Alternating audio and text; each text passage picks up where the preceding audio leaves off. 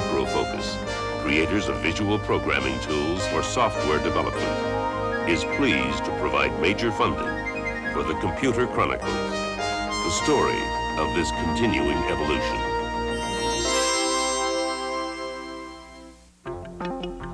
You're back where you belong, back there on the grass. Welcome to the Computer Chronicles. I'm Stuart Chaffee, and this is Gary Kildall, whom I'm trying to beat in a game of Pong. Pay attention. Pong is the granddaddy of all computer games, and that's the subject of our program today, computer games. And Gary, computer games, in fact, were important, weren't they, in getting the whole personal computer thing going? Well, they certainly were a part of it. One of the unique aspects of a personal computer is that it often has bitmap color graphics, like the Apple II, for example. And that way you can do very dynamic things, games that you couldn't do, say, with a teletype style or scrolling display you would find in a larger computer system. This particular game, obviously, is a pretty old vintage, and they've gotten a lot more sophisticated since then, and we're going to see some of that today. Indeed, we've got a very exciting show. We'll be meeting some of the superstars of computer game programming from Electronic Arts, from Atari, and from Activision. And while the idea of computers in games may be new, the idea of people playing games with machines is not really new. Now that was the first one. That was legitimate. Before the first program was written to simulate a starry background or a speeding racer, penny arcades offered simpler, more mechanical amusements, but with the same goals in mind: to challenge and entertain. If the locale was less exotic and the competition less ferocious, at least some of the game's interactions were similar. A player needed manual dexterity in competing for points or a reward, more tangible in some cases than in others. As a device for escaping daily routine, computer-generated graphics brought a level of fantasy that no mechanical game could ever approach. Instead of escaping from a schoolroom or an office, a player could leave the Earth or move to a different universe. Modern arcade computer games offer different kinds of challenges, from fast action games that demand even faster reactions, to maze-type games where the player threads his way around obstacles, and war games where the object is to destroy or be destroyed. In one of the latest adventure games, animated images are stored on Laserdisc to be recalled sequentially, following the story's plot and according to the player's responses. If the player moves the control stick in the right direction, he is rewarded with a successful escape. But if the player makes a mistake, the program picks an alternative sequence of images, and the results can be extremely uncomfortable. Whether used to create unknown worlds or to enhance the reality of familiar worlds, computer games succeed in an unlikely domain, transforming pinpoints of light on a little screen into a believable realm, larger than life, and usually more exciting.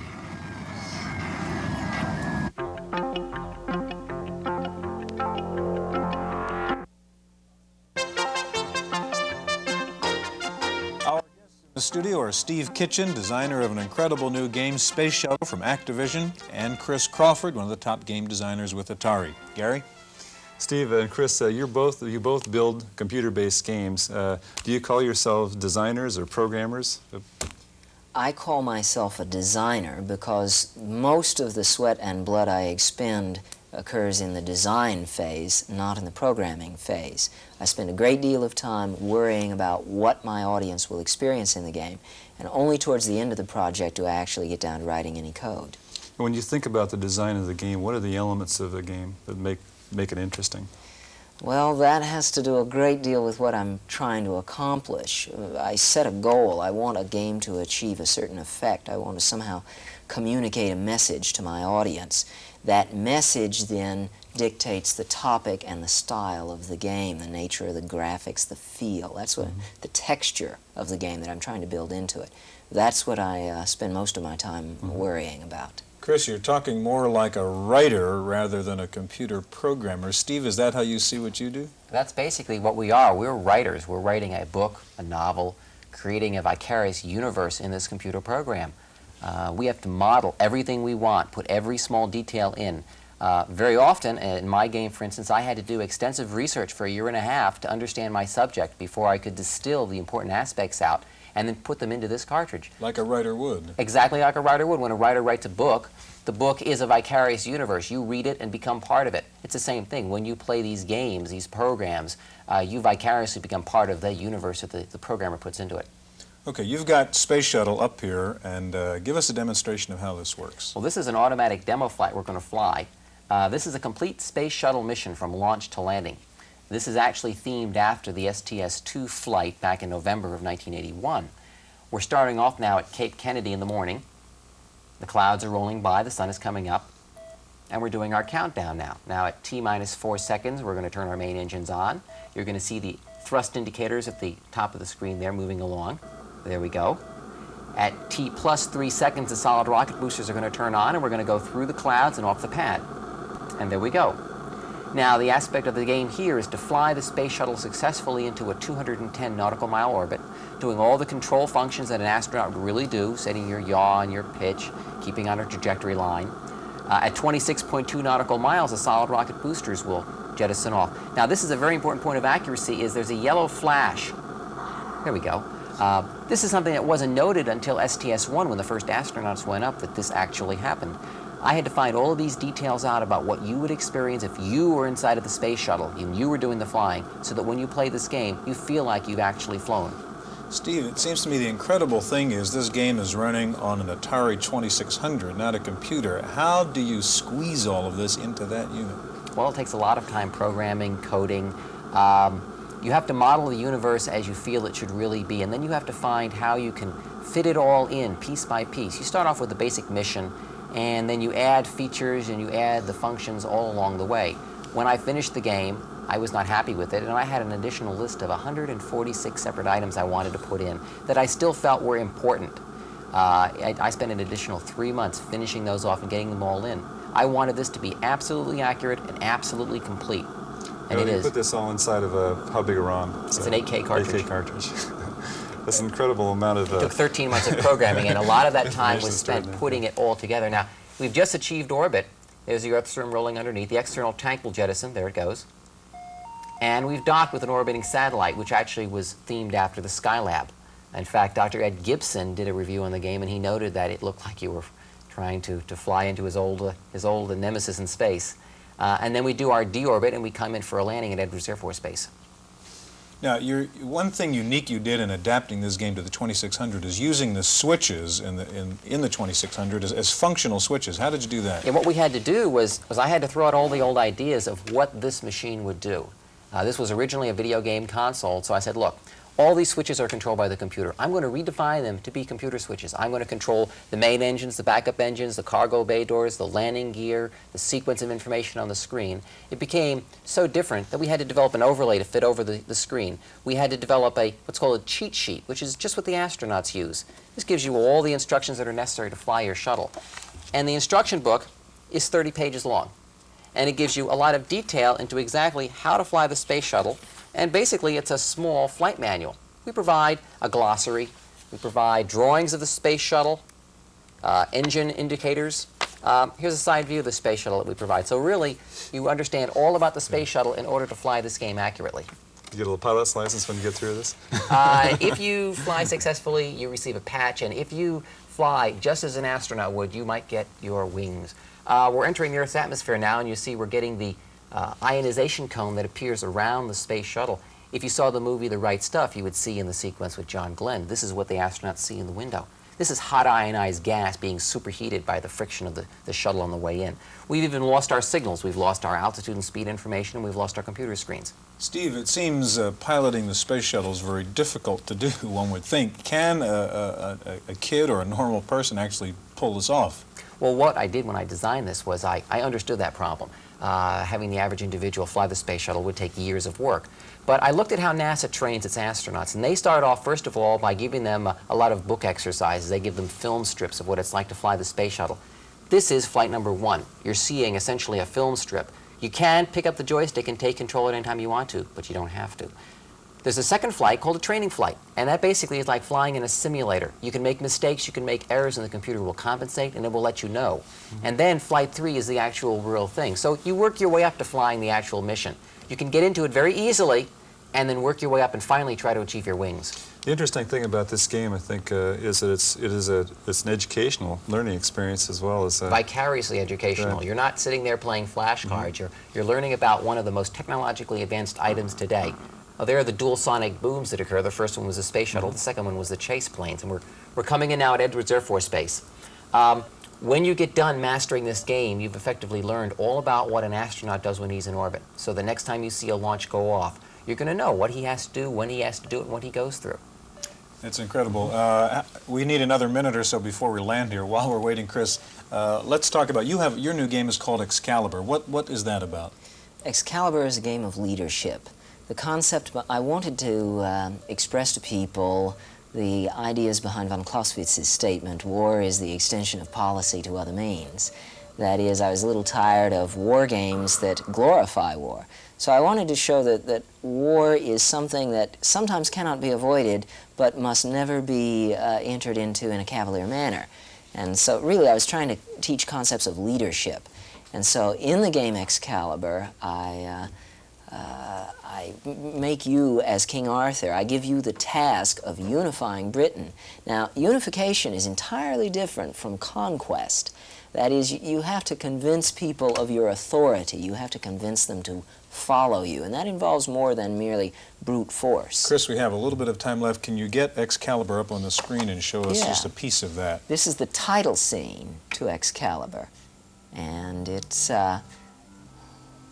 does nothing more than give the title and set a tone and show off who did it. Mm-hmm. And this was designed to run on the Atari 800, or? Yes, I've cut it off. This was designed for the 800 with 48K and a disk drive. It's a huge game. It actually won't fit on the 800. It requires disk swapping.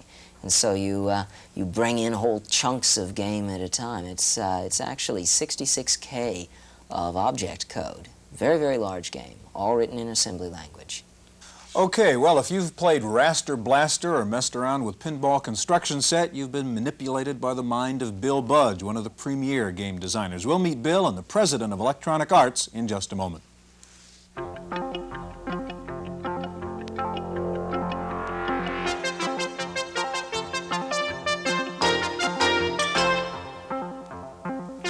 Joining us now is game designer Bill Budge, who works with Electronic Arts, and the president of Electronic Arts, Trip Hawkins. Bill, there's quite an array of games out here on the table.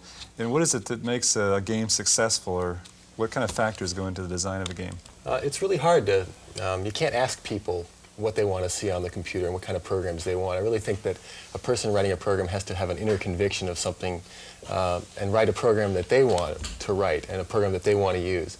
When I started writing this program, it was something I really wanted to do. I wanted to see it work. And Where'd you get the idea for say? I always liked building things, and it was a funny indirect kind of process. I got tired of writing video games. I was really sick of playing them by this time. And I thought, well, it's fun to make video games. I still kind of like to write them, and I bet other people would really like to write them. You're talking about the Pinball Construction Set. Right. And this is kind of a nice game because it actually involves you in the construction of the game itself. It's kind of like a metagame. Is the success of that been pretty good in the sense that, is there a special segment that you're selling to as far as the construction set? Well, when you start out, yeah, you're looking to the really avant-garde computer users. It takes a while for the message to get out there when everyone is still discovering Pac-Man and a program comes along that's telling them they can build video games. Well, it doesn't register at first, but it's got a slow growth that builds up, and finally now we're getting very good results. So the game kind of craze dies out. This stuff's taken off. Mm-hmm. Trip, on the business side, what do you look for a successful software game? Well, I think Pinball Construction Set has a lot of the things that you look for, and that's why it's now one of the top 10 sellers in the country, according to Billboard magazine. We have a philosophy of having products that are simple, hot, and deep. Simple so that you don't have to read a lot of instructions. Of course, most people don't want to have to learn how to operate the computer. They want to just do things with it right away. And Pinball Construction Set, you can immediately play one of the pinball games that are included, or you can quickly make up one of your own, and it's very simple to do that, as I think Bill will illustrate. We also like to have products that are hot in that they should fully use the sound and graphics and other capabilities of the machine. And we also look for programs that are deep. In the case of Pinball Construction Set, you can make your own pinball games, so it has a lot of creative possibilities and allows people to control what they're going to make and interact with it and change it. And that's one of the things that extends the life of the product and causes people to come back to it again and again. It's kind of fun to take a look at this. I'm dying. Dying to say. Go ahead, Bill. Okay, well, this is a a very simple sort of real-world idea. It's a construction set. You have something that you're building on this side of the screen and a set of parts over here. And I have a hand here that I control with the joystick, and I use that to move things around, say, on the board, the game I'm building. I can modify this game. And I can get parts out of the box, and I can just add them over. So they're kind of bumpers you're putting into your game? I'm just putting bumpers, yeah. This is a favorite of really young kids. They like to just grab a whole bunch of bumpers, fill the board up with them, and put a ball on there. A pinball aficionado would gasp, but little kids don't really build pinball machines. They just sort of build things with this. And I can get a ball and put that over here. Then if I want to try out the game, I can just push this menu selection right here, and the game starts to play. Now, you can see I've got two balls, one up there. I can launch this one, and I can go out and play the game a little bit. And the balls drop down at the bottom eventually. But before I would let that happen, I'll just go back to the parts box and start editing again. Get rid of some of these. Bill, this was kind of a new level, I suppose, of computer game where you really can design the game yourself. What, if you can tell us, what are you working on now? What would be the next step in computer games? I want to extend the idea of a construction set. I think this one was hard to do when I started, and because there are lots of combinations and things you can't really predict when you're making a kit to make a meta game, as you said. I'd like to extend the idea even further, and the problem there is then designing the parts box. In pinball, it's a small set of parts. You don't really have to worry about thinking up abstractions. In a general construction set, it's not clear what the parts should be. It's almost like you're inventing a new language for representing specifications for programs. It gets very difficult computer science problems. Trip, at the arcade level, we hear that maybe, games sort of peaked and people aren't quite as interested. Are computer games here to stay, or is it a fad? I think computer games are fundamentally different from video games, mainly because computer technology in the home can be extended and become a much broader base of technology. Just as an example, all of these programs that we're talking about here, they come on floppy disks, and each one of these holds much more memory than can be held in the memory of a coin-operated arcade game. And it really is, it becomes a question of the program size when you finally want to know how good a program can I have and how much can I do with it and how long will it take before I'm bored with it or I've exhausted the educational value. And I can get, something like 3 or 4 times more program on here than I can fit into the memory of a coin-operated game. Okay, you've got one-on-one there. Maybe we can get it loaded. Well, I think, Gary, you had a question. Well, the only thing I was going to mention is it seems like the games have gone from relatively unsophisticated games to something that requires a lot of sophistication in terms of programming, and the memory size is really an important thing, important aspect of that. Yeah, it's hard to really put that back into 8K. Has that been the difference, really, in the early computer games? Pretty limited now. The incredible graphics and speed. Has it really been a function of the available memory? Part of it is just programmers getting better, I think. Not many people wrote video games 5 years ago. There was a small selection. Now there are thousands of people who are capable of writing a good video game. And a few people have upped the ante, so it's not enough maybe to write a video game. You have to write a video game plus a game editor. I think the more popular games really have these extra features built in. Can we get one-on-one in there? That's a kind of exciting demonstration of what you can do. And I think, Trip, you're going to take on either Dr. J or Larry Bird here. Is that right? Tell us about one-on-one. Well, the basic idea of one-on-one was to get these two guys, Julie serving Larry Bird, who are probably the 2 best-known basketball players and probably the 2 best forwards that have ever played the game, and to capture their personalities in the game. And so we decided to hire them to help us design the game, and we had photo sessions where we took pictures of them in action. In fact, we had a camera mounted at mid-court just exactly from this angle while we photographed them. And then we worked with them on prototypes of the product where we'd sit down and talk to them about the moves that they would use and some of the strategies and the shooting percentages that they would have in different places on the court. And that was a fascinating learning experience. But you say programmed in the personality. I mean, these characters play like Larry Bird would. Very much so. In fact, why don't I go ahead and get started. Ahead, yeah. Right now they're playing against one another in a demonstration game, but if I press the button on my joystick, it'll take me to a menu and I can quickly make a selection. I want to play against the computer. I'm going to allow the computer to play Larry Bird. And I'm going to play at the varsity level. There are different levels depending on how good a player I am. And now I go ahead and start the game. And that's Larry Bird taking an outside shot, and he hit it. Now, Bird is particularly effective at outside shots. But watch Julius now. I'm going to be able to drive around him, I hope. Oops, he stole the ball from me. Now, you're Larry Bird now. No, I'm Dr. J. You're and Dr. unfortunately, J, I let Bird steal the ball. And the computer's Larry, okay. He's trying to work his way into the basket. It's So he's got a quick 4-0 lead over me. Oh, now I have to have the indignation of seeing on an instant replay. That's great. Where do you think, Trip, the software games are going to next? I mean, what's the next generation of this kind of stuff? I hate to interrupt you, trying to get back on Well, I had to have a slam dunk there. Sorry. Yeah, what's happening next? I mean, what's the next tier, the next level of computer Well, games? at a really simplistic level, Maybe you could turn it's that very level easy down it's very easy to extend the realism and the graphics that are in the current products, and I think it's also you're going to increasingly see more creative possibilities for the player, which is I think where a lot of the educational value comes from. Being able to create your own pinball game is one example. We've extended that with Music Construction Set to a product that is about music, and of course there are a lot of people that are really interested in music and interested in having their children learn about music, and it uses a lot of the ideas that Bill pioneered with the Pinball Construction Set. And I think that the area where the greatest challenges will come is in looking for original ideas and new creative ways to break the mold. I mean, a lot of people look at what other people have done and try to do something that's a spin-off from that, but the really creative geniuses in the industry are capable of coming up with something completely new. Do they just come to you, they say, we've got an idea and here's a program I've written, and then you turn around and sell it? It happens all different ways. We have one of our better products, it's called Hard Hat Mac, and 2 high school boys came into our office one day and they had 3 sheets of high school notebook paper they'd drawn up in their physics class, and we signed a contract based on that. Gentlemen, we're out of time. Bill, Trip, thanks so much. Thank you for joining us on this edition of the Computer Chronicles.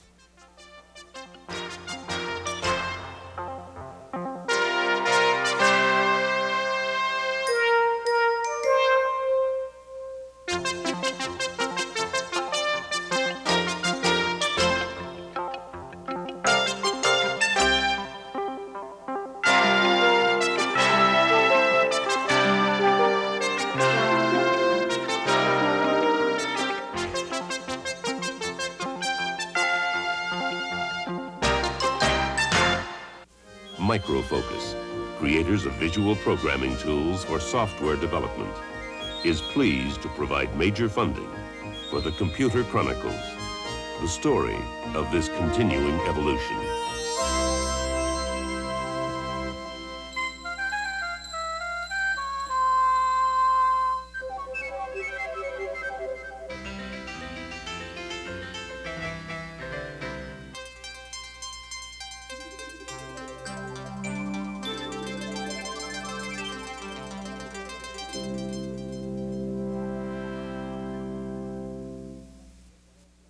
Random Access is made possible by a grant from Popular Computing, a McGraw-Hill magazine. In the Random Access file, Hewlett-Packard has made another major move into the personal computer field with a new portable printer designed for the PC market. It is a non-impact inkjet printer with low noise operation, battery-powered, 150 characters per second, and an 11 by 12 character matrix. The price is under $500, and it will be available next month. IBM in the news again this week. First of all, IBM announced a licensing agreement with Intel to allow IBM to produce its own 8088 chips, the microprocessor used in the PC. Tremendous demand on Intel's output of the 8088 has kept IBM from producing enough PCs to meet its demand. Perhaps more important, though, is the fact that Intel apparently also gave IBM the right to make its own 8286 chips, a much more advanced microprocessor, which analysts believe IBM will use in its new personal computer, codenamed Popcorn. With the ability to turn out the chips, it is thought that IBM may now be able to introduce the Popcorn this summer. The use of the advanced microprocessor will enable Popcorn to do sophisticated graphics and other complex integrated functions. Sounds like Popcorn may take on the Macintosh Lisa crowd. Victor Technologies, the high-flying hardware computer company which took a nosedive this year, may be bought out by the British firm Applied Computer Technologies. The would-be buyer indicated it might close down the Silicon Valley factory and move operations to Scotland. Also on the ailing list, Tandon Corporation, the nation's largest maker of disk drives, says it will lay off about 1,000 employees and transfer most of its manufacturing overseas to cut production costs. In fact, countries all over the world are dropping in on the Silicon Valley trying to get a piece of the high-tech action. In the last year, 20 different countries have sent delegations to the Silicon Valley in an effort to lure their business abroad. The countries offer incentives such as government subsidies and attractive tax packages. The most successful recruiter by far has been Ireland. One foreign country very much on the mind of high-tech executives is Japan, with particular attention focused now on the debate in the Japanese parliament on a new proposed software bill which would limit software copyright protection for U.S. products to 15 years and force American companies to allow Japanese firms to sell U.S.-made software. The net result would be little protection for American manufacturers, with Japanese companies able to sell the same software at a lower price by avoiding the high research and development cost. And speaking of software, you say you have a modem but can't use all the bells and whistles because you don't have the right communication software? Listen to Paul Schindler. Okay, it's all set. 3 men in a monkey suit. Listen, I'm gonna have to get back to you later. Bye-bye. Communications. Did you know that using one of these devices, called modems, computers can talk on the phone, just like us, only faster? But if you already have PC communications, you might be surprised to hear that you're in a minority. Fewer than 1/4 of PCs communicate. So many of you are waiting to make the plunge. Perhaps the hundreds of communications packages on the market have daunted you. Well, the Whole Earth Software Catalog and Review has sorted communications out for beginners. Now, if your computer runs the CP/M operating system, we suggest you consider MITE, or Modem 7. For users of the IBM PC, the best packages are SmartCom 2 and Crosstalk 16. PC Talk 3 is more limited, but then at $35, it's also the cheapest communications package. Apple computer users may want TSC Terminal if they use 40-column screens, or Data Capture 2 for 80 columns. Commodore and Radio Shack users will find CompuServe's VidTex a best buy. Now, there simply isn't time to get into all the wonderful things you can do once you have communications, but believe me, a PC on the phone opens up new worlds. Just ask someone who already has a modem. Call them, or call their computer. For Random Access, I'm Paul Schindler. Next week, Paul takes a look at Ken Houston's professional blackjack program. Well, the hot software this month, tax preparation programs. 2 of the more than 20 tax packages have hit the software top 10 this week. The 2 bestsellers are Tax Advantage from Continental Software. It sells for about $70, and Tax Prepare from Howard Soft. It's a bit more complex and sells for $250. And as if you hadn't noticed, there are still more computer magazines coming out on the market. The latest count shows more than 300 computer periodicals. The fastest growing ones are Compute, Personal Computing, Popular Computing, and InfoWorld. Finally, the last place you want to see a computer, let alone a robot, is in your neighborhood bar. Yet it seems the sweep of technology has no limits. In San Francisco this week, the world's first robot bartender was unveiled. The robot can talk, can take spoken orders, and can mix 200 different drinks. But on the first test run, when the waitress yelled out, "Give me a Bloody Mary and a beer," the robot knocked a glass off the bar and onto the floor and poured beer all over the counter. The robot's designer said there were still some bugs to be worked out. Kind of makes a human feel good. That's it for this week's Random Access File. I'm Stuart Chaffee. Random Access is made possible by a grant from Popular Computing, a McGraw-Hill magazine.